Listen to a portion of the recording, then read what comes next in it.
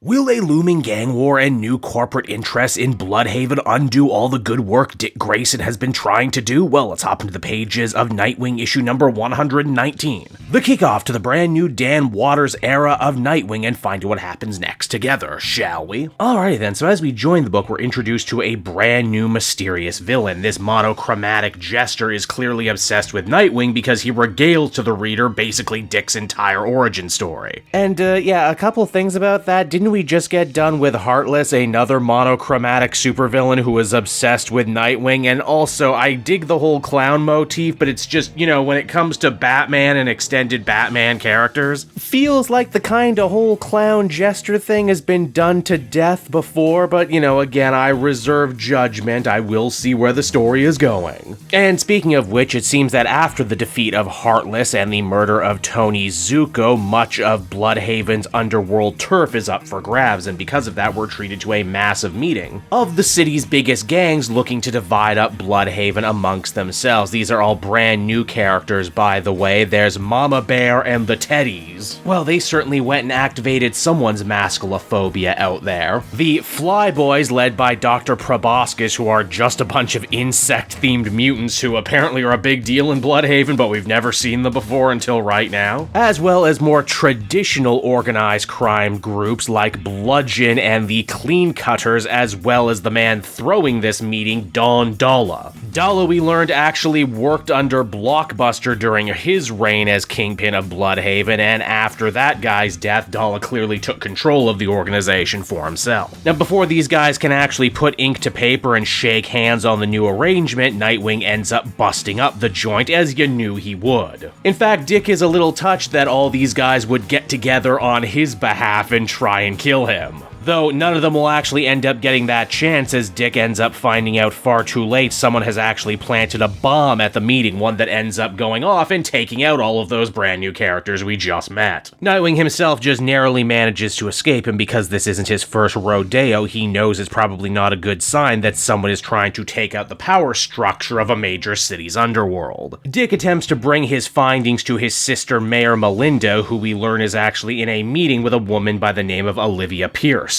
Wait, wasn't that the name of the bad guy from the Doom 2016 reboot? Seriously, does no one Google their bad guy names anymore and make sure they're not already taken? As we learn, this lady is the head of Spherical Solutions, a very prominent weapons manufacturer who has just opened up shop in Blüdhaven, which is actually kind of a very interesting problem for Nightwing. He spent so long trying to clean up Blüdhaven with all of his initiatives and bring down the crime rate. Now he's actually done it, and because of that, a bunch of major Fortune 500 companies that he disagrees with are moving in left, right, and center. Melinda also says that Spherical Solutions plans to arm the police in Blüdhaven with brand new state-of-the-art weaponry that they could use to, I don't know, maybe quash a chaotic gang war, as all of the different groups try and take revenge on each other, believing them to be responsible for the deaths of their former leader. Interesting timing, wouldn't you agree? Nightwing also points out the obvious to his mayor's sister, and that is that Blüdhaven has one of the most corrupt police forces in the entire DC universe, and do you think it's a really good idea to arm them with weapons capable of hurting superhumans? Pierce played it off by saying that we live in interesting times. The Titans have their tower in Blüdhaven. The Justice League just rebuilt the Watchtower. People are scared. The world is changing around them, and they're looking to arm themselves and to even the odds. This also ends up putting Nightwing in a rather interesting moral position too, wherein he ends up hitting the streets that night to break up all the different gang fights, not just because it's the right thing to do,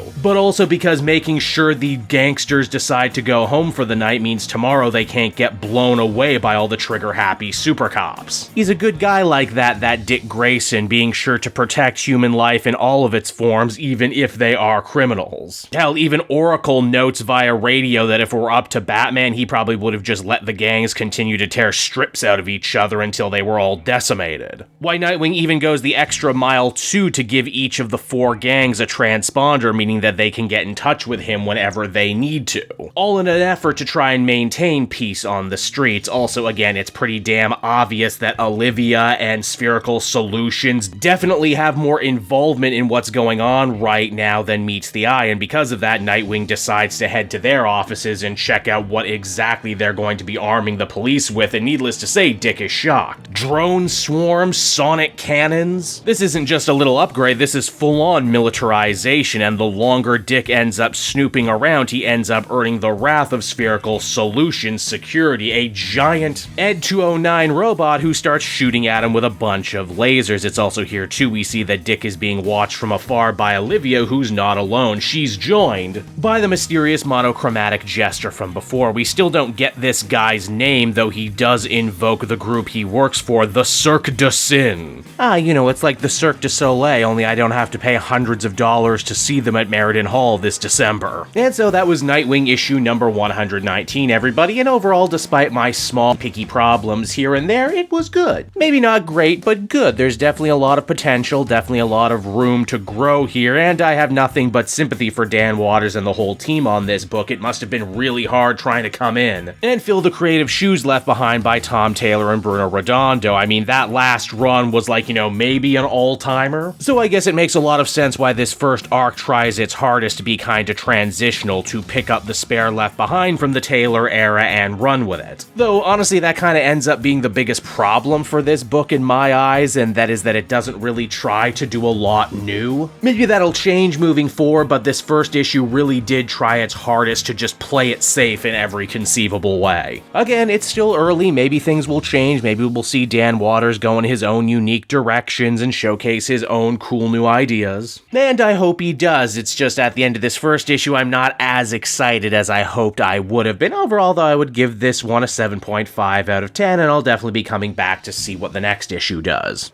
Hey there everyone, it's your pal Cape Joel again, and if you're seeing my face right now, that means you watched to the end of the video, and I'll always be grateful for that. Retention helps in this crazy YouTube game, and so does becoming a patron. If you head on down to the description, you can find a link to my Patreon page. Recently just redid all the tiers, a lot of cool stuff offering up there, exclusive commentaries, exclusive polls, behind the scenes concept art for Capes and Quest. That's the brand new D&D show I've started soon. Never been a better time to become a patron. You can become a patron for as little as $1 a month and help the channel grow, and help me continue to deliver content like what you just saw. So I want to thank you all, and I will see you again next time. Bye-bye.